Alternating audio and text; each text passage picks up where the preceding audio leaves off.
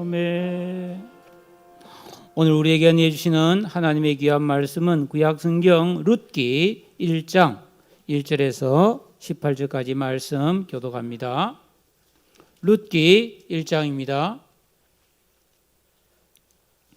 사사들이 치리하던 때에 그 땅에 흉년이 드니라. 유다 베들레헴의 한 사람이 그의 아내와 두 아들을 데리고 모압 지방에 가서 거류하였는데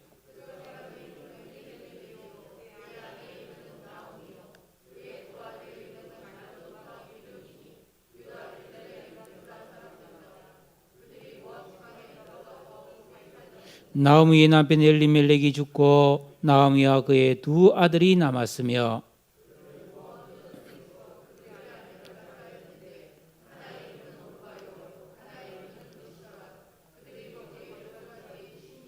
말론과 기련 두 사람이 다 죽고 그 여인은 두 아들과 남편의 뒤에 남았더라.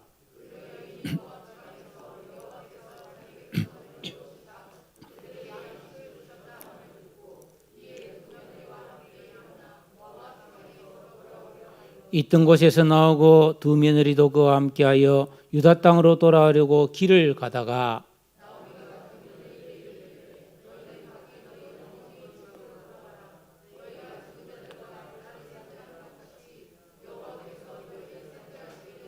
여호와께서 너희에게 허락하사 각기 남편의 집에서 위로를 받게 하시기를 원하노라 하고 그들에게 입맞춤에 그들이 소리를 높여 울며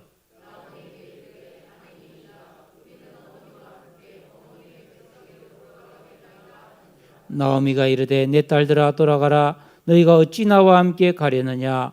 내 태중에 너희의 남편 될 아들들이 아직 있느냐.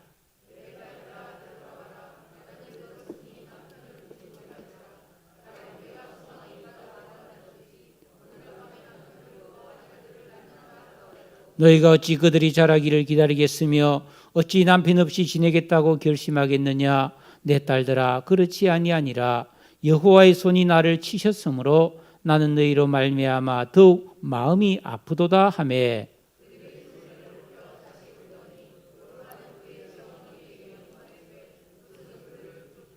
나오미가 또 이르되 보라 내 동서는 그의 백성과 그의 신들에게로 돌아가나니 너도 너의 동서를 따라 돌아가라 하니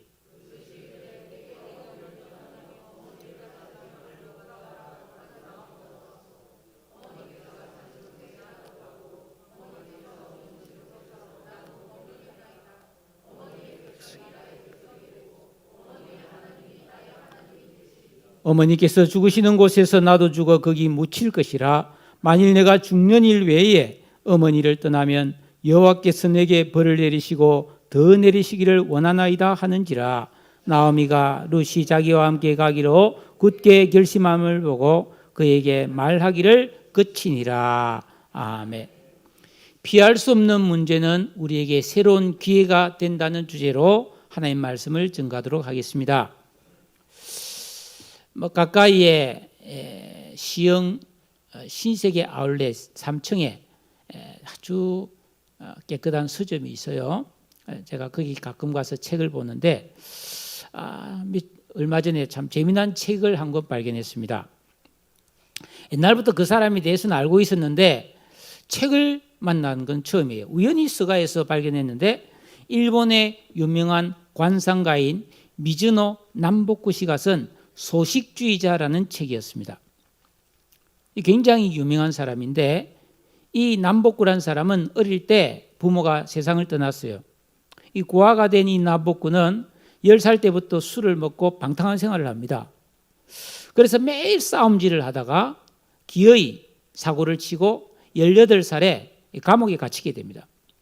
감옥에서 가만히 보니까 거기 감옥에 있는 죄수들은 전부 다 모습이 비슷하더라는 거예요. 그 사람 느낌에 이상하다. 왜 죄인들은 얼굴이 다 비슷할까? 자기 나름대로 그렇게 생각하고 추록 후에 관상가를 찾아가서 내 관상을 좀 봐주세요. 그랬단 말이에요. 그랬더니 그 관상가가 1년 안에 칼에 맞아 죽을 관상이네. 이렇게 딱 너는 1년밖에 살 수 없으니 살고 싶으면 출가해서 절에 가서 중이 되어라 그랬어요. 죽기는 싫고 겁이 나서 어느 절을 찾아갔습니다. 그래서 이러이러하니까 저를 좀 받아주세요. 그러니까 스님은 거절을 합니다.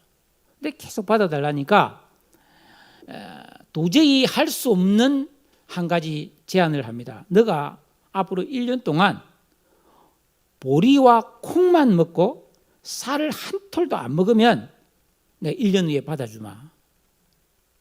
남복군은 하는 수 없이 온갖 구전일을 하면서 진짜 삼시세끼 365일을 보리와 콩으로만 먹고 일체 고기도 안 먹고 채소를 반찬으로 삼아서 그렇게 고생을 합니다. 그리고 1년 뒤에 주지를 찾아가기 전에 가만히 생각해 보니까 자기 1년을 살았잖아요. 1년 안에 죽는다 그랬는데 그래서 그 관상가를 찾아갔습니다. 그리고 관상가가 깜짝 놀라면서 아니 너 칼에 맞아 죽을 상이 없어졌다. 너 무슨 대단한 공을 세운 모양인데 그동안 어떻게 살았니? 그래서 자기가 보리와 콩만 먹으면서 채소로 1년간 식사했다는 것을 설명했더니 그래 너 그 식생활을 통해서 너의 운명이 바뀌었다. 이러면서 축하해 주었어요. 남북과 가만히 생각하니까 죽을 상이 없었으니까 굳이 스님이 될 필요가 없고 내가 이 관상가를 한번 대봐야 되겠다. 그렇게 생각합니다. 그래서 그때부터 관상가의 길이 들어서서 연구를 하는데 21살 때 먼저 이발소에 취직을 해서 3년 동안 사람들의 면도를 해주고 머리를 감기면서 두상과 면상을 공부했습니다. 그런 다음에는 목욕탕 때밀이를 하면서 사람의 전신의 몸과 또 그 상을 공부했고 그 다음에는 죽은 사람의 관상을 확인하기 위해서 3년간 화장터에서 인부로 일하면서 빨리 죽은 사람 얼굴이 어떻게 생기는가 뭐 이런 거 있잖아요. 그러면서 이게 장수한 사람 노인의 이제 얼굴 제가 어릴 때 있잖아요. 저는 그 화장터에 우리 할아버지 할머니 이런 사람들 가보면요. 그때는 그냥 시신을 넣어서 이렇게 바로 넣었어요. 뼈가 이래 나옵니다. 그럼 부직갱이로 그죠? 긴 젓가락으로 뼈를 귀족들이 갈려내면 인부가 옆에서 절구통에 쾅쾅쾅 찍어서 뼈를 가루내줬거든요. 그래서 거기서 이제 쫙 사람의 이 뼈와 골격과 이 관상을 공부해줬습니다. 그러면서 단식을 하고 폭포에 가서 기도를 하고 어려운 과정을 거쳐서 실력 있는 관상가가 되자 유명해졌습니다. 많은 제자들이 몰려오고 또 황실의 사랑을 받아서 높은 벼슬까지 얻었어요. 그러면서 이 남복구가 쓴 저 책에 보면 자기의 관상에 대해서 기록해 놨습니다. 내 관상은 내가 봐도 키는 작고 얼굴은 답답하고 비좁아서 대범하지 못하고 입은 작고 눈은 움푹 들어가고 인당은 좁고 눈썹은 엷었다. 코는 낮으며 광대뼈는 붉어지고 이빨은 짧고 가늘었다. 복이 드문 빈상이다. 가난하게 살다가 일찍 죽을 상이라고 자기가 스스로 이제 그렇게 관상을 봤어요. 그러나 사람의 운명은 음식으로 바꿀 수 있다는 깨달음을 가지고 평생을 하루에 보리 반홉과 채소 한 가지로 음식을 절제하고 쌀은 평생 한 톨도 안 먹었다. 그 결과 이 남복군은 말년에 높은 벼슬과 큰 집과 7채의 창고를 가진 부자가 되었고 장수했습니다. 이 남복군이라는 사람은 과학적인 연구는 없이 오로지 수많은 사람의 그 관상과 삶을 관찰한 결과 이 사람이 건강을 유지하고 장수하는 비결 중에 최선의 방법 하나가 소식하는 습관이라고 이 사람은 주장해요. 그러면서 인간의 목숨, 한자로 이제 목숨 숫자, 이제 이 목숨을 영혼의 기쁨으로 해석했습니다. 이 사람. 그러니까 영혼의 기쁨이 끝나면 죽는다 이렇게 보는 거예요. 그리고 이 영혼의 기쁨을 다른 말로 말하면 활력인데 이 활력은 마음이 안정된 고요한 상태에서 나오는 것이고 이 안정된 마음은 소식과 절제하는 마음에서 나오는 것이라고 주장했고 그는 이것을 평생 실천했습니다. 저는 이 이야기에서 한 가지를 동의하는데요. 그것은 사람의 운명은 정해져 있는 게 아니다는 거예요.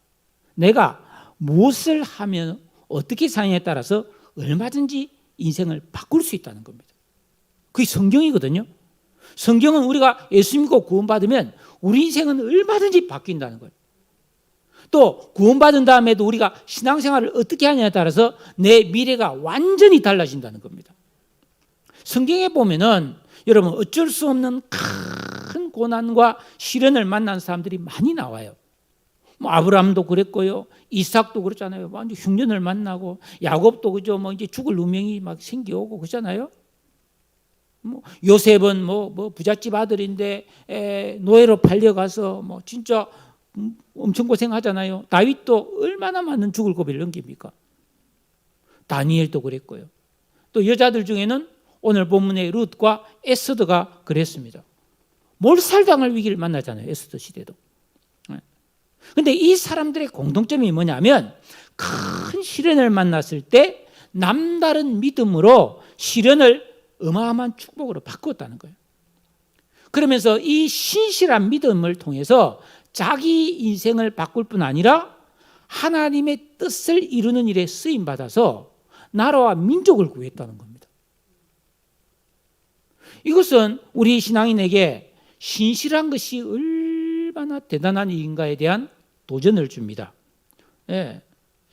여러분, 우리를 둘러싼 환경이 아무리 악하고 어지럽고 내가 감당할 수 없는 큰 어려움을 만나다 할지라도 우리가 하나님의 말씀대로 진실한 사랑과 신실한 믿음으로 우리가 그 고난을 직면할 때 하나님은 내 삶을 복되게 하시고 우리 모든 주위까지도 복을 받는 놀라운 역사를 하나님께서는 행하시는 줄로 믿습니다. 자, 본문을 보면 1절에 사사들이 치레하던 때에 그 땅에 흉년이 들었다. 이때 그 땅은 유다 베들레헴입니다. 베들레헴 에브라시입니다. 에브라다. 예수님이 탄생하는 그곳이죠. 그러니까 여러분 잘 생각해 보세요. 하나님이 예수님을 유다의 베들레헴에 태어나게 하실 때는 아무데나 태어나게 하신 게 아니에요. 무슨 이유가 있긴 있어요. 안 그래요? 왜 하필이면 하나님이 거기 태어나게 하겠어요? 그게 특별한 은혜가 있는 곳이란 말이죠. 제가 성지순례를 저는 아직 안 가봤습니다. 뭐 갈 기회가 여러 번 있었는데 이상하게 잘 안 가졌어요. 근데 별 갈 마음도 없었고 솔직히 말하면. 근데 지금은 그렇게 생각이 바뀌었습니다. 그래서 기회가 되면 이제 갈 생각을 하고 있는데 왜냐하면은 그곳에 예수님이 오셨던 곳이잖아요. 예수님이 다녀간 곳이고 예수님이 거기서 어떤 일을 행하신 곳이라면 분명히 지금도 남다른 뭔가가 있을 것이라고 믿어요, 저는. 하나님이신데. 자, 그런데 그 베들레헴 에브라다에는 특별한 하나님의 은혜가 있는 곳인데 그곳에 왜 흉년이 오냐 말이에요. 이 베들레헴이란 말이 떡집이란 말이거든요. 여러분 떡집이면 방앗간이잖아요. 방앗간에 떡이 없다면 일반 집은 뭐 어떻게 되겠어요? 없다는 이야기죠. 그 정도로 극심한 흉년이 왔다. 왜? 그 이유는 바로 사사들이 치리하던 때라는 말에서 원인을 찾을 수가 있습니다. 이 사사시대, 룻기 바로 앞에 사사기 아닙니까? 이 사사기 21장을 쭉 보면 이 사사시대에는 우상숭배와 부도덕과 무질서로 굉장히 혼란스럽고 타락한 시대였단 말이에요. 레위기 26장 14절 이하에 보면 너희가 내게 청종하지 아니하며 이 모든 명령을 준행하지 아니하며 나의 규례를 멸시하며 마음에 내 법도를 싫어하며 내 모든 계명을 준행하지 아니하며 내 언약을 배반할진대 내가 이같이 너희에게 행하리니 재앙을 내려 폐병과 열병으로 눈이 어둡고 생명이 쇠약하게 할 것이요 너희 수고가 헛될지라 땅은 그 산물을 내지 아니하고 나무는 그 열매를 맺지 아니하리라. 그러니까 하나님의 백성이 하나님의 말씀을 거역하고 타락하면 폐병과 열병, 병이 생기고 고생을 해도 얻는 게 없다. 농사가 안 된다. 짐승이 안 된다. 이런 말을 하고 있습니다. 여러분, 이 말씀은 오늘날 우리 시대와도 비슷해요. 지금 전 세계가 좀 이상합니다. 왜냐하면 우리나라만 해도요, 지금 고급차가 불티나게 팔리거든요. 차를 사겠다는 사람은 많은데 회사에서 차를 대줄 수가 없어요. 왜냐하면 재료가 없어서, 부품이 없어서, 반도체가 없어서.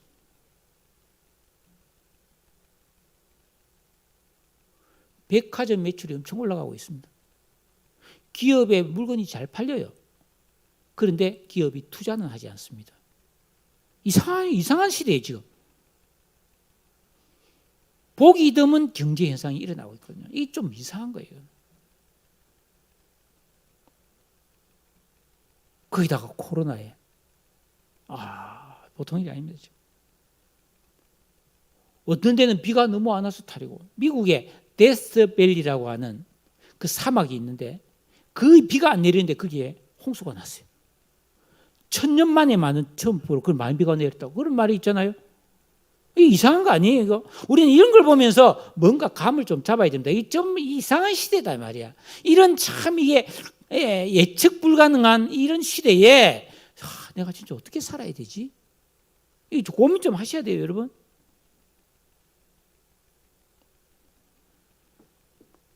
이해할 수 없는 일들이 벌어지는 이 시기에 하나님을 믿는 백성, 예수 믿고 구원받은 성도는 어떻게 살아야 되는가? 이것을 깨닫기 위해서 우리는 룻기를 한번 좀 살펴보려고 하는 것입니다. 자, 그 베들레헴에 흉년이 쫙 왔단 말이에요. 근데 그 베들레헴에 살고 있던 엘리멜렉이라는 사람이 아들 둘이 있었는데 그 부인과 아들을 데리고 그 베들레헴을 떠나서 모압이라는 이방 땅으로 이민을 갑니다. 아마 계획은 흉년이 지날 때까지 잠시 가서 거기서 먹고 살다가 다시 돌아오려고 했어요. 그런데 이 엘리멜렉이라는 사람의 이름의 뜻은 하나님은 나의 왕이시다라는 뜻인데 그 부모가 이 엘리멜렉을 낳고 너는 하나님의 왕되심을 믿고 하나님을 주인과 왕으로 모시고 믿음 좋은 사람이 되라고 그렇게 시켜줬겠죠. 그런 그가 흉년에 그 흉년이 온 원인과 하나님의 뜻을 구하거나 은혜를 구하기는커녕 흉년을 피하여 고민 없이 이방 땅으로 갑니다. 양식을 얻기 위해서. 이게 왜 문제가 되느냐 하면 여러분 창세기를 보세요. 아브라함이나 이삭이나 이런 믿음의 사람들이 흉년이 나서 양식이 있는 애굽 땅으로 가면 하나님 못 가게 했습니다. 그런데 갔다 그러면 거기서 큰 시험과 환난을 겪어요. 아브라함도 뭐 아내도 뺏기고 그러잖아요. 이삭도 여러분 아내도 뺏기고 죽을 고비를 넘기지 않습니까?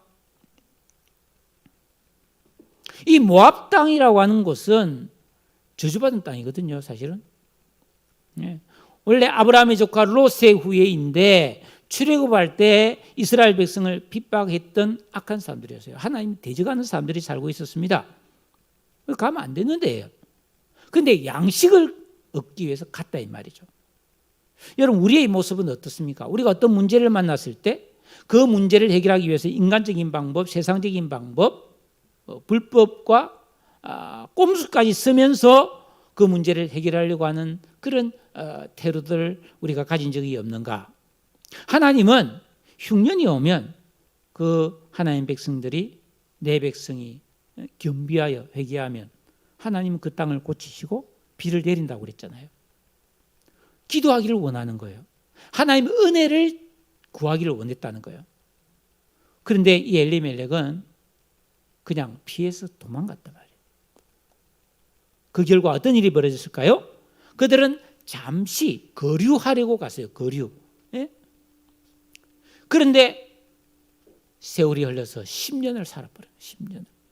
10년이 훌떡 지나가 버렸습니다. 여러분 2022년입니다. 2012년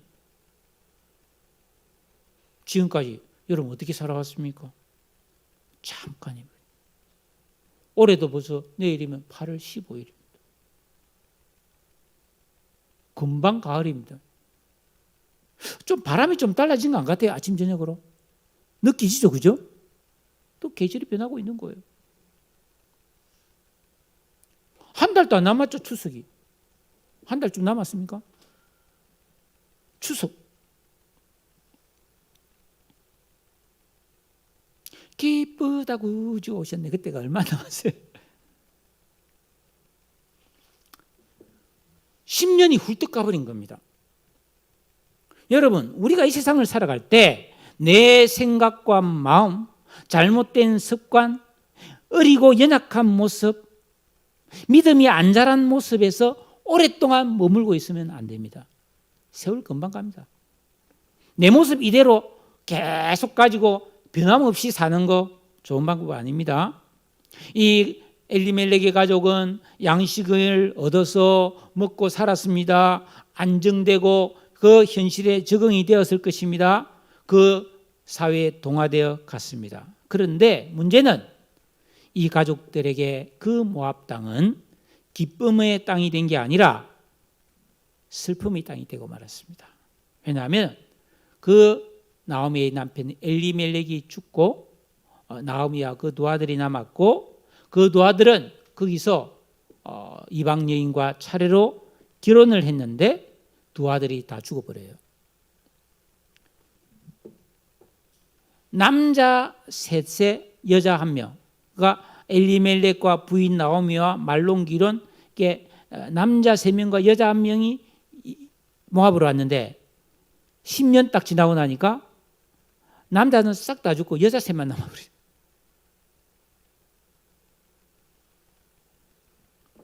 살기 위해 갔는데 다 죽어버린 거예요. 여러분, 우리가 인생을 살아갈 때 우리가 인생에서 문제를 안 만날 수는 없어요. 그러나 우리가 문제에 직면했을 때 그리스도인으로서의 올바른 자세가 뭔가를 생각해야 됩니다. 문제에는 반드시 하나님의 뜻이 있습니다. 도망가고 숨고 더 나은 것을 막 찾아가기보다는 그 문제가 있는 자리에서 엎드리고 하나님의 도움과 해결책을 구하는 것이 성도의 진정한 믿음의 자세인 것을 믿으시기를 바랍니다. 우리가 선택을 할 때 어떤 선택을 하든지 우리는 그 선택에 책임을 지게 됩니다. 이 엘리멜렉 가족은 그 모압으로 갈 때 좋은 일을 기대하고 갔을 겁니다. 네? 그러나 사람이 기대한 대로 다 되는 게 아니잖아요. 전혀 엉뚱한 기대가 일이 발생하고 말았다는 겁니다.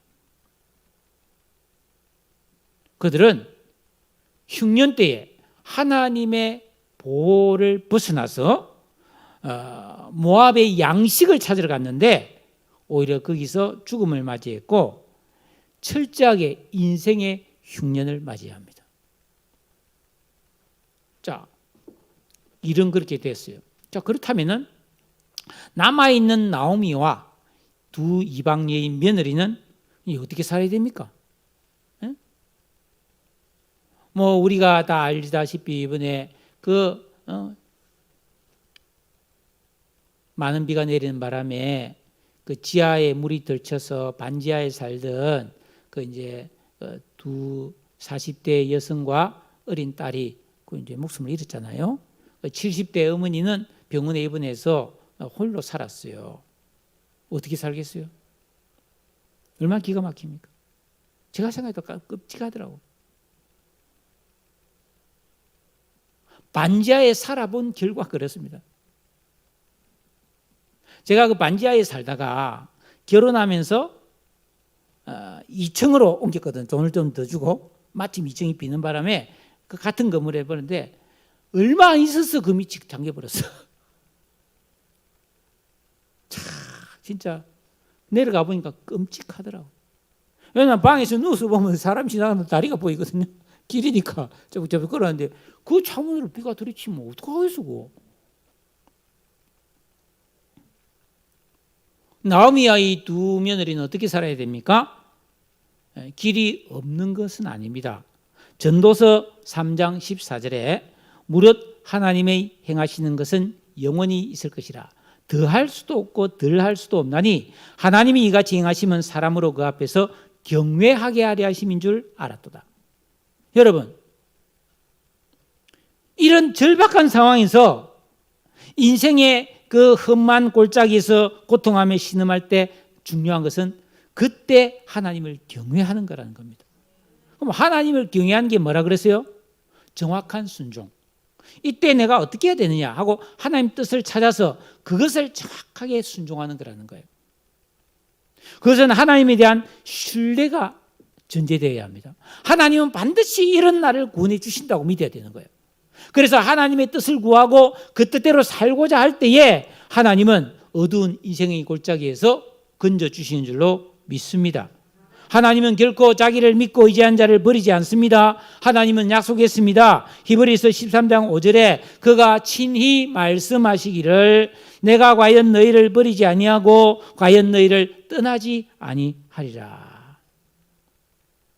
룻기를 계속 읽어보면 하나님이 이 나오미와 그 가족을 버리지 않았다는 것을 확인할 수 있어요. 이번에 제가 오후에 오늘 2시에 떠나잖아요. 우리 수양에. 내가 마음을 바꿔 먹었어요. 수양에 가서 룻기 다 강의를 하려고 그래요. 계속 하려고 합니다.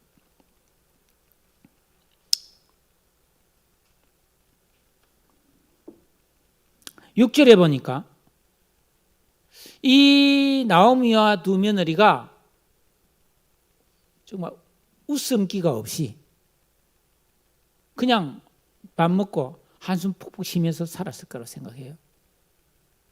그거 어떻게 해야 돼요? 여러분 생각해 보십시오. 지금으로부터 3,500여 년 전에 남자가 다 죽고 과부 3사람만 한 집에 있는데 어떻게 살겠어요? 뭘 하고 살겠어요? 뭐 먹고 살겠어요? 기가 막히잖아요. 근데 어느 날 나오미가 한 가지 좋은 소식을 듣습니다. 그게 6절입니다. 그 여인이 모압 지방에서 여호와께서 자기 백성을 돌보시사 그들에게 양식을 주셨다함을 듣고, 나오미는 고향 베들레헴 소식을 10년 만에 들었어요. 하나님께서 그 베들레헴에 은혜를 주셔서 그 지역에 풍년이 왔고 그 사람들이 아주 지금은 잘 지내고 있다는 소식을 듣습니다. 그때 나오미는 그래, 고향으로 돌아가자, 이런 마음을 품었습니다. 여러분, 우리가 이 세상을 살아갈 때에 세상에서 이런 일 저런 일로 막 고난당하고 막 힘들고 괴롭다 할지라도 하나님의 선하심에 대해서 알게 될 때 우리는 중요한 기회를 맞이한 겁니다. 우리가 이렇게 예배에 나와서 말씀을 듣고 내가 성경을 펴서 기도하다가 하나님은 좋은 분이네, 하나님은 우리를 축복하는 분이네 하는 느낌이 들 때 나는 좋은 선택을 할 수 있는 기회가 왔다는 겁니다. 인생의 흉년을 풍년으로 바꿀 수 있는 기회라는 것입니다. 아무리 엄청난 죄를 짓고 실패해서 미래에 대한 소망이 보이지 않다 할지라도 하나님의 은혜를 깨달으면 우리 삶은 바뀔 수가 있습니다. 여러분, 나오미는 베들레헴 돌아간다고 특별히 좋아질 건 없어요. 거기 가면 어서 오십시오 하는 사람도 없고, 거기 간다고 해서 뭐 특별히 잘 사는 것도 아니고, 양식은 모압에 돼 있어요. 그렇잖아요? 오히려 베들레헴에 가면 10년 동안의 생활 기반이 없어지잖아요. 또 다시 시작해야 된단 말이죠. 그런데 나오미는 양식 때문이 아니라 이제는 양식이 아닌 또 다른 더 좋은 뭔가를 얻기 위해서 고향으로 가고 싶은 거예요. 왜? 하나님이 그 백성에게 은혜를 주셨다. 나도 그 은혜를 받아야 됐다는 생각을 하고 중요한 결단을 내렸다라는 것입니다. 여러분이 성경을 읽거나 말씀을 들을 때 마음의 찔림이나 감동이 올 때 그냥 지나치지 마십시오. 중요한 결정을 내리십시오. 이것은 하나님이 우리에게 주시는 기회이기 때문입니다. 그래서 나오미는 며느리에게 보따리 사라 하고 개나리 봇지 많이 들고 먼 길이거든요. 길을 떠납니다. 대단한 결정이죠. 여러분, 그 길은 멀고 강도와 들짐승의 위험이 있는데 여자 3명이서 먼 길을, 국경을 넘어야 되잖아요. 쉬운 일이 아닙니다. 그래서 3사람이 개나리 보따리를 지고 살아 걸어가다가 나오미가 가다가 깊은 생각에 잠기는 거예요. 야, 내가 지금은 고향 가는 건 가는 건데 요 이방 여자 2 며느리를 데리고 가는 게 맞나? 그 간들 이 며느리가, 여러분 유대인들은 이방인들을 싫어하잖아요. 근데 이 나오미가 남편 죽고 두 아들 다 죽고 이방 며느리만 둘만 딸랑 데리고 고향 가면은 이상하잖아요. 그 며느리가 거기 가서 뭘 하겠어요? 그래서 나오미가 고민 끝에 8절에서 2 며느리를 불러놓고, 얘들아, 내가 가만히 생각해 봤는데 너희들이 내 따라가봤자 소용없다. 너희들 그냥 친정으로 돌아가라. 가서 재혼해라. 재혼해서 살아라. 내 따라가봤자 거기 가서 뭐 잘 먹고 잘 살 것도 없고 뭐 너희들 가면 고생뿐이다. 근데 도저히 양심상 그렇게 할 수가 없다. 너희들이 우리 아들들에게 잘했다는 건 내가 알고 있고 아들이 죽은 다음에 너희가 시어머니 나한테 잘한 거 너무 고맙다. 근데 너무 마음이 아프다. 네?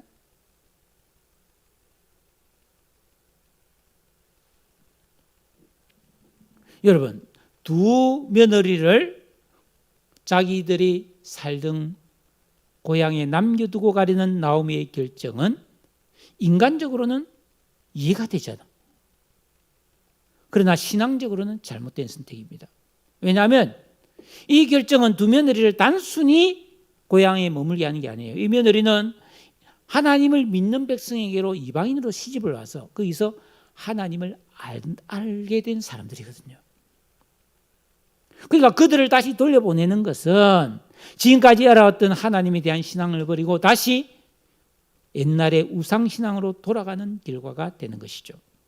이 선택은 감상적이고 2 자부의 영혼 문제를 고려하지 않은 불신앙적인 인간적 결정이었습니다. 결국 이런 결정은 어디서 나왔느냐? 가치의 문제이고 우선순위의 문제입니다. 우리가 이 세상을 살면서 편히 살고 잘 되는 것도 중요하지만 우리가 살아계신 하나님 앞에서 내 자녀, 내 사랑하는 사람이 어떤 인격이 되며 어떤 존재로 살게 될 것인가를 생각하는 것은 대단히 중요합니다. 이에 대한 관심과 가치를 망각하면 우리는 잘못 결정하고 있는 겁니다. 자녀를 뭐 어디에 좀 어릴 때 체험을 시켜주기 위해서 뭐 놀이동산도 데려가고 여름에 뭐 놀러도 가는 것도 필요하지만은 뭐 예를 들어서 예배를 빼먹고 간다, 그거 잘못된 거예요. 저는 우리 청년들에게도 말합니다. 만약에 말이야 너희들이 집에 부모님이 조금 그래도 여력이 있어서 여러분들을 공부시키고 용돈을 주고 이렇게 하는 그게 후원이 되면 아르바이트 하지 마라. 그 시간에 차라리 공부 더 하고 책도 읽고 신앙생활 열심히 해라. 기도해라. 그게 훨씬 이익이다. 뭐 한 달에 9천, 하루에 1시간에 9천 몇백 원 주는 알바해서 한 달에 뭐 몇십만 원 받는 거 그거 아무것도 아니다 말이야. 뭐 집에 생활이 어려워서 내 스스로 학비를 벌어야 된다면 그거는 별 문제지. 그건 해야지. 열심히 해야지. 그렇게 된다 할지라도 짬을 내서 기도하고 성경 봐야 되는 거예요. 왜? 단순히 먹고 살고 내가 필요한 것을 사서 쓰는 게 중요한 게 아니에요. 내가 어떤 사람이 되느냐가 훨씬 중요합니다, 여러분.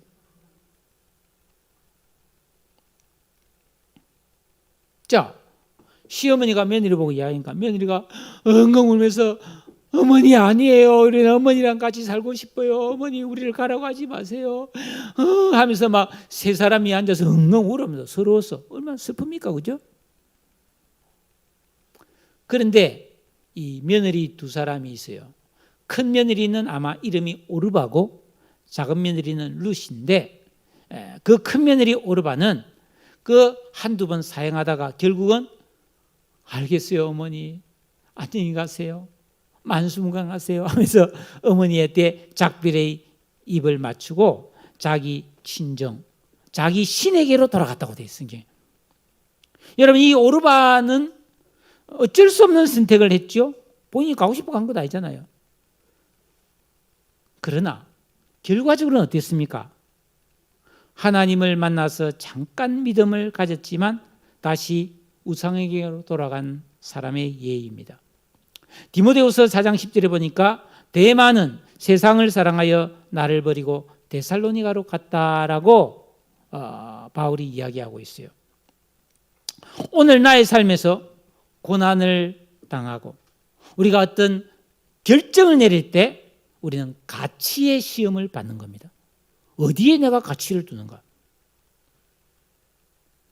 여러분, 우리는 마음과 육신을 짓누르는 고통의 무게보다 하나님과 나 사이가 어떻게 될 것인가를 생각해야만 합니다. 이걸 생각 안 하면, 하나님을 생각 안 하면 우리는 오르바의 길을 가게 됩니다. 참된 신앙은 끝까지 견디는 것입니다. 잠시 견디다가 없어지는 신앙이라면 그건 참신앙이 아니라는 거죠. 참신앙은 영원한 것에 대한 영원한 결정입니다. 할렐루야. 자, 또 한 사람, 작은 며느리입니다. 나오미가 말합니다. 15절에 보라, 네 동서는 그의 백성과 그의 신들에게 돌아갔으니 너도 이제 가라 하니까 룻이 아닙니다. 저는 안 갑니다. 16절에 보세요. 내게 어머니를 떠나며 어머니를 따르지 말고 돌아가라. 강권하지 마세요. 어머니가 가는 곳에 나도 가고 어머님이 머무시는 곳에 나도 머물겠습니다. 어머니의 백성이 나의 백성이 되고 어머니의 하나님이 나의 하나님이 되시리니 어머니께서 죽으시는 곳에서 나도 죽어 거기 묻힐 겁니다. 만일 내가 죽는 것 외에 어머니를 떠나면 하나님께서 내게 벌을 내리시기를 원합니다. 룻은 절대로 안 가겠다는 겁니다. 죽어도 안 가겠다는 겁니다. 여러분, 룻은 왜 이런 선택을 했습니까? 룻은 이런 선택을 할 때 많은 것을 포기해야 됩니다. 청산갑으로 살아야 됩니다. 이방 여인으로 유다 땅에서 어떤 괄시와 멸시를 받아야 될지 모릅니다.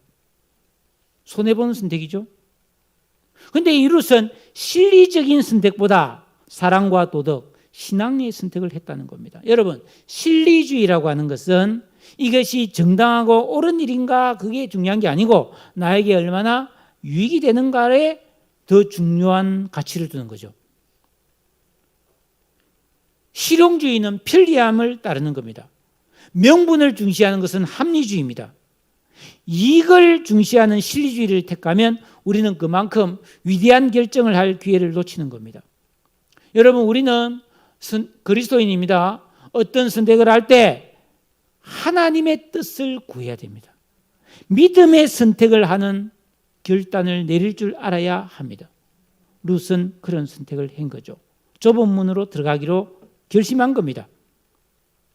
룻은 이 결정이 단순한 인간적인 그 시어머니와의 정 때문이 아니라 하나님을 믿기 때문이라고 말하고 있어요. 16절에 어머니의 백성이 내 백성 되고 어머니의 하나님이 내 백성이 내 하나님입니다. 나는 이제 모압 사람 아닙니다. 나는 하나님 믿기 때문에 하나님 백성이라고 믿었다는 거예요. 위대한 결단입니다. 18절에 나오미가 룻이 자기와 함께 가기로 굳게 결심함을 보고 야, 얘는 진짜구나. 절대로 안 가고 나랑 같이 가려고 하는구나 하고 그래, 같이 가서 한번 살아보자. 너랑 나랑 한번 살아보자. 이렇게 데리고 이제 유다 땅으로 가게 됩니다. 여러분, 룻은 이런 결정을 내리면서 자기 고향, 자기 친정가족, 자기 친구, 자기의 어린 시절이 있던 모든 추억들 그런 거 다 포기했습니다. 한 번도 보지 못한 하나님의 백성, 하나님의 그 약속의 땅을 선택했습니다. 이거 바로 아브라함과 비슷하죠. 아브라함도 하나님 말씀을 듣고 본토와 친척과 가족을 떠났잖아요. 에? 갈 바를 알지 못하고 갔잖아요. 결국 이 믿음이 하나님이 상 주시는 믿음이었다는 거예요. 합당한 하나님을 기쁘시게 하는 믿음이었어요. 여러분, 우리가 하나님의 말씀을 따라 살기로 선택하고 결단을 내리기 위해서는 반드시 정확한 믿음이 필요합니다. 믿음이란 내가 애지중지하던 거 포기하고 하나님의 뜻을 준행하기로 선택하는 믿음입니다. 신앙 고백은 현실과 삶을 초월하는 약속이죠. 여러분, 죽음도 그리스도와 나 사이를 갈라놓을 수 없다고 고백하고 선언하는 것이 진정한 믿음입니다. 여러분은 지금까지 살아오면서 인생의 여러 가지 직면하는 상황들과 어려움과 고민 속에서 어떤 선택을 하며 살아오셨습니까? 우리가 어떤 선택을 할 때 하나님을 생각하지 않고 하나님의 뜻과 그분의 말씀을 생각하지 않고 그냥 순전히 내 입장에서만 판단하고 선택한다면 진정한 그리스도의 모습이 아니죠. 하나님을 믿는 믿음으로 올바른 가치, 영원한 가치를 생각하며 선택할 수 있는 인생의 문제들 앞에 선 여러분 되시기를 축복합니다. 인생의 어두운 흉년을 지날 때 사람들은 다양한 방법과 탈출구를 찾아서 내 경험과 지식과 수단을 구사할 수 있습니다. 그러나 전도서 7장 14절의 말씀처럼 곤고한 날에는 생각하라. 하나님을 생각해 보라는 겁니다. 그런 고난의 때에, 그런 위험한 때에 우리가 하나님을 생각하면 우리의 믿음이 성장할 수 있는 기회가 되고 하나님을 체험할 수 있는 기회가 됩니다. 우리가 물질적으로나 신체적으로나 정신적으로 괴로움을 겪을 때 현실의 문제가 가장 크게 보입니다. 그러나 우리는 그럴 때라도 인간적인 방법이 아니라 현상 타개를 하는 일만 목표로 삼는 것이 아니라 하나님을 더욱더 깊이 생각하고 하나님의 뜻을 구할 수 있는 신앙의 기본기가 갖추어진 성도가 되기를 축복합니다. 어떻게? 순종과 기도의 반복되풀이. 우리는 평상시에 믿음의 실력을 닦아야 합니다. 하나님의 말씀을 올바르게 깨달아서 그 말씀을 순종하고 어겼을 때는 회개하고 다시 기도하는 이 순종과 기도의 끊임없는 반복을 통해서 회개하고 다시 재결단하는 반복을 통해서 우리는 현실에 빠지지 않는, 함몰되고 거기에 푹 빠지지 않는 그 현실을 뛰어넘어서 하나님을 생각하고 영원을 바라볼 수 있는 믿음의 실력을 갖춘 영적 내공을 가진 그리스도인이 되어야 할 줄로 믿습니다. 나오미는 그 막막한 현실 속에서 하나님이 은혜를 주셨다는 소식을 듣고 돌아가기로 결정을 내리죠. 예? 양식 때문이 아닙니다. 참된 안식을 바라고 하나님의 날개 아래 보호받으러 가는 거예요. 예. 룻도 그 시어머니 나오미를 따라 낯선 유다 땅으로 가기로 결단했습니다. 부끄러움과 여러 가지 궁핍을 감수하는 선택이었습니다. 여러분, 룻기를 끝까지 읽어보면 결과적으로 이 두 사람의 선택은 어마어마한 선택이었습니다. 최선의 선택이었습니다. 신의 한 수였습니다. 왠지 아세요? 두 사람은 그 고향 베들레헴에, 시어머니의 고향 베들레헴에 돌아갔고 룻은 거기서 그 베들레헴의 유력한 자 보아스라는 남자와 결혼을 합니다. 재혼을 합니다. 그것도 합법적으로. 그 보아스가 누구냐 하면 여리고성의 라합의 손자였습니다. 이 라합이 여리고성에서 구원받은 다음에 유다의 족장인 나손이라는 사람과 결혼했거든요. 그래서 굉장히 이게 유력한 가문에 들어가요. 그리고 거기서 태어난 사람이 보아스인데 룻은 그 보아스와 결혼해서 아들을 낳아요. 그 아들이 누구냐면 다윗 왕의 할아버지입니다. 그래서 마태복음 1장을 보면 예수님의 족보에 룻이 딱 들어갑니다. 룻은 이 놀라운 선택을 통해서 예수님의 족보에 들어가고 그 룻의 후손은 이스라엘에 다 왕이 되잖아요. 왕이 조상이 됩니다. 여러분 용비어 천가 알죠? 조선시대에 만든 용비어 천가 해동윤용이 나라사 뭐 일마다 천복이시니 하면서 거기 보면 태조 이승계 조상들을 대단히 이게 막 띄우는 그런 글이 적혀 있어요. 용비어 천가에. 여러분 룻은 그 후손들이 전부 왕이 되는 거예요. 다윗, 솔로몬, 우리가 아는 뭐 여호사밧, 요시야 뭐 이 전부 다 히스기야 다 룻의 후손이잖아요. 엄청난 일이에요. 그뿐이 아닙니다. 법에 따라서 이스라엘 법에 따라서 그 룻이 낳은 아들 하나를 나오미에게 줍니다. 양자로 줍니다. 나오미는 그 아이의 양육자가 되어서 노년을 아주 안락하게 보내면서 외롭지 않아요. 룻이 또 얼마나 잘 모셨겠어요. 그죠? 왜냐하면 그 룻이 결혼한 남자는 그 유대 지역에서 엄청난 부자였거든요. 아주 성품도 좋고 신앙적인 사람이었단 말이에요. 유력한 자였습니다. 그뿐이 아닙니다. 이 룻이 낳은 아들 오벳을 통해서 이새가 태어나고 이새의 아들 다윗이 태어나고 그 후손에서 예수 그리스도가 오잖아요. 그러니까 룻의 이 놀라운 결단을 통해서 예수님이 이 땅에 오게 하시는 하나님의 뜻이 이루어지는데 쓰임받은 거예요. 여러분 룻이 무슨 대단한 일을 했습니까? 아니요. 그 집안 안에서 룻이 믿음의 선택을 하고 하나님 앞에 헌신했잖아요. 여러분 우리도 마찬가지입니다. 우리가 무슨 신앙인으로서 대단한 일을 해야 되는 게 아니에요. 우리의 가정에서, 나의 직장에서, 교회에서 내가 어떤 선택을 하며 어떤 믿음을 가지고 사냐에 따라서 나는 하나님께 복을 받을 수 있고 내 운명을 바꿀 수 있고 하나님의 일에 쓰임받을 수 있고 하나님 나라가 이 땅에 오게 하는데 결정적인 쓰임을 받을 수 있음을 믿으시기를 바랍니다. 이런 여러 면에서 봤을 때 나오미와 룻의 선택은 신의 한 수였다. 몰랐어요. 그들은 이렇게 가면 이렇게 된다는 걸 몰랐어요. 근데 하나님은 다 보시는 거예요. 그래 알았다. 너희들이 그런 선택을 했으니 내가 복을 줘야지. 엄청난 복을 준 거예요.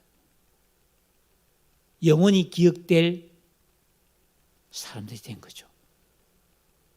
오르바는 역사의 무대에서 사라졌지만 룻은 영원히 그 이름이 생명책에 기록이 되었습니다.